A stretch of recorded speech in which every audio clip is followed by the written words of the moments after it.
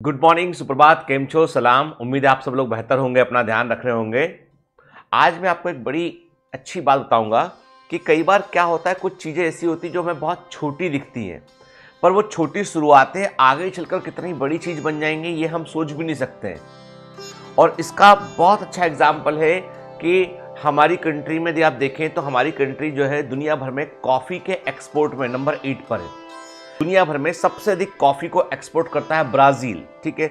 और इंडिया में कॉफ़ी जो है वो 16th सेंचुरी में इंट्रोड्यूस हुआ और इंडिया कॉफ़ी के एक्सपोर्ट में पूरी दुनिया भर में 8th नंबर पे है। जबकि इंडिया का खुद का कॉफ़ी का एक बड़ा कंजम्पशन है, यानी हमारे यहाँ पर जो है अर्ली मॉर्निंग जो दो चीज़ें सबसे कॉमन है वो है टी एंड कॉफ़ी, ठीक है। यानी जो शहरी लोग हैं वो जनरली जो है वो कॉफ़ी पीना पसंद करते हैं और चाय अभी भी जो है वो कई हिस्सों में इस्तेमाल की जाती है। तो आज हम बात करेंगे एक बड़े अच्छे इंसिडेंट्स की कि वो कैसे कॉफ़ी की शुरुआत इंडिया के अंदर हुई और कैसे एक छोटी शुरुआत ने जो है वो इंडिया को इतना बड़ा रेवेन्यू अर्निंग जो है वो एक क्रॉप दिया। कहते हैं रिकॉर्डेड ये चीजें, ये हिस्ट्री में रिकॉर्डेड है। 16th सेंचुरी में एक सूफी संत हुए बाबा बुदान। 16वीं सदी में एक सूफी संत थे बाबा बुदान और ये मतलब ये हिंदू मुस्लिम दोनों कम्युनिटी इनका बड़ा सम्मान किया करती थी। और बाबा बुदान जो है वो हज यात्रा के लिए जो है वो अरेबियन कंट्री गए वो, और अरेबियन कंट्री से यमन से होते हुए वो इंडिया लौटे। वो जब यमन से होते हुए इंडिया लौटे तो उनके साथ में वो केवल गिनती के 7 केवल 7 कॉफ़ी के सीड लेकर आए वो। अब आप बोलोगे सर ये ऐसे अजीब बात क्या है, भाई कॉफ़ी के सीड तो कोई भी ला सकता है। आपको बतला दूं मैं, ये वो जमाना था 16th सेंचुरी 15th सेंचुरी की, जब कॉफ़ी को जो है गोल्ड के बराबर का वैल्यू था। यानी कॉफ़ी सबसे महंगी क्रॉप में से एक थी और पूरी दुनिया में कॉफ़ी के ट्रेड में एक छत्र राज था, किसका? इथोपिया का। और जो है वो साउथ जैसे हम कहें अफ्रीका में इथोपिया का और अरेबियन मुल्क का। इथोपिया उतना सब जगह ट्रांसपोर्ट नहीं कर पाता था, तो अरब लोग जो है इथोपिया से कॉफ़ी लिया करते थे। अपने यहाँ भी कॉफ़ी को वो जहाँ हो सकता था वहाँ कॉफ़ी लगाते थे। बेसिकली अरेबियन लोगों ने कॉफ़ी पे एक छत राज कर लिया था उन्होंने, और वो अफ्रीका से कॉफ़ी लेके आते थे और कॉफ़ी बीन को वो रोस्टेड करके लेके आते थे। यानी जहाँ से कॉफ़ी तोड़ते थे तुरंत बीज को रोस्ट कर लिया उन्होंने या पाउडर में कन्वर्ट कर लिया ताकि कोई उसको उगा ना सके। मतलब पूरी दुनिया में इथोपिया के अलावा कहीं पर भी कॉफी का लिविंग सीड, जिंदा सीड किसी के पास नहीं पहुंचा था।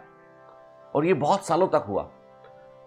कॉफी तोड़ेंगे, तोड़ने के बाद तुरंत रोस्ट कर लेंगे, वो ऐसा मानते थे। उन्होंने लोगों में फैला रखा था इस बात को कि कॉफी को तोड़ने के बाद इस सीड को जिंदा रखा गया तो ये हमारा साथ बुरा कर सकता है। इसमें कुछ ऐसी आत्माएं होती हैं जो आत्माएं जो है वो यदि आप भूनोगे तो वो बाहर निकल जाती हैं। उसके पीछे एक आर्थिक पर्पज यह था कि यदि कॉफी दुनिया में सब जगह उगने लगी तो फिर प्रॉब्लम हो जाएगा, फिर कैसे इसको एक्सपोर्ट कर पाएंगे, कैसे इससे पैसा बना पाएंगे। तो खैर पुराने समय की बात है, तो कॉफी को जो है वो खेत से तोड़ के तुरंत रोस्ट कर जो है पैक करके ले जाते थे बाकी जगह पर। तो अब जब कोई सीड को आप रोस्ट कर दोगे तो क्या उग सकता है? नहीं उग सकता है। अब कहानी में यहाँ पर ट्विस्ट आता है जब बाबा बुदान जो है वो अरेबियन कंट्री से होते हुए इंडिया पहुंचते हैं और गिनती के 7 केवल 7 कॉफी के सीड लेकर आते हैं जो लिविंग सीड होते हैं, और उन्होंने कहीं टहलते हुए वो बटोर लिए होते हैं। वो यहाँ लेके आते हैं और कर्नाटक के चिकमंगलुरु में जो है उन सीड को वो जमीन पर लगा देते हैं। केवल 7 सीड। यदि वो कर्नाटक के अलावा कहीं और लगाते तो शायद कॉफी के वो सीड अच्छे से ग्रो ही नहीं कर पाते। कर्नाटक का वेदर वैसा था जिस वेदर में कॉफी को जो है वो कल्टीवेट होने में, कॉफी को उगने में, पौधे को उगने में बड़ी हेल्प मिलती है। अब इन्होंने कर्नाटक के चिकमंगलुरु में 7 सीड लगा दिए, 7 सीड से 7 पौधे उगे, उन पौधों में फल लगे, उनसे और सीड उगे और वो सीड धीमे धीमे फैलते चले गए। आज कर्नाटक जो है, यदि कुर्ग वाला एरिया देखो, बाकी कर्नाटक के कई एरिया देखो, तो कर्नाटक जो है कॉफी का सबसे बड़ा हब है हमारी कंट्री में। आज कॉफी जो है वो इंडिया में इतना पैदा होता है कि इंडिया कॉफी का बड़ा एक्सपोर्टर है। टॉप 10 कंट्री जो कॉफी को एक्सपोर्ट करती है उनमें से एक इंडिया है।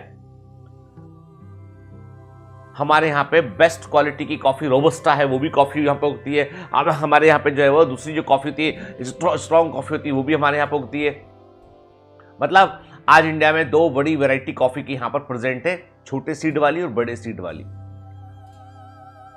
सारी कहानी की शुरुआत केवल 7 सीड्स हुई। अब आप बोलोगे सर इसका सिग्निफिकेंस हमारी लाइफ में क्या है? क्या सिग्निफिकेंस है इसका?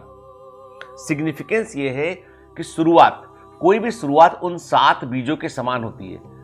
Every new beginning is like a 7 seed, जिसको आपने लगाया और आपको नहीं पता है कि आने वाले समय में ये कितना बड़ा हमको रिटर्न देके जाएगा। तो कभी कोई सोचता कि ये 7 सीड से होगा क्या? 7 सीड कितने बड़े होंगे? इतने से होंगे, पॉकेट पे रखा के आगे होंगे वो। उनसे कंट्री को इतना बड़ा जो है कॉफी का इतना बड़ा हब बन गई हमारी कंट्री। तो सोचिए आप, जीवन में कई बार कई चीजें ऐसी होती हैं जो छोटी दिखती हैं, गैर महत्वपूर्ण दिखती हैं, पर यदि आप उनको सही इंटेंशन से आप उनकी शुरुआत करते हैं तो वो बड़ी चीज बन जाती है। आपको सिर्फ हिम्मत नहीं हारना है, आपको हमेशा कॉफी के वो 7 बीज याद रखने हैं कि वो 7 बीज जो है उनसे जब एक इंडिया जैसी कंट्री जो है कॉफी का बड़ा हब बन सकती है, तो हमारे जीवन में भी कई छोटी छोटी ऐसी चीजें होती हैं जिनको हम सहेजें, जिनको हम संवारें, तो हम भी बहुत बड़ा काम कर सकते हैं। वो कॉफी के 7 बीज नहीं थे, वो 7 सीख थी। वो कैसे जो है एक सूफी संत ने यहाँ पर आके कॉफी को छोड़ा और कॉफी जो है वो सीड जो है वो पूरी कंट्री में फैल गई कॉफी। आज जब भी आप सुबह मॉर्निंग में यदि कॉफी पीते हैं, दिन में कभी कॉफी पीते हैं, तो आप याद रखिएगा इस कहानी को कि कॉफी आई कहां से हमारे यहाँ पे। ऐसी बहुत अनगिनत कहानियां छिपी हुई हैं साधारण सी चीजों में। मैं कहता हूं don't look at the bigger things in around you, के बहुत बड़ी चीजों को देखने की जरूरत नहीं है, कई बार बहुत छोटी चीजों में एक अमेजिंग स्टोरी छिपी होती है। Have a great day ahead, all the best, bye bye.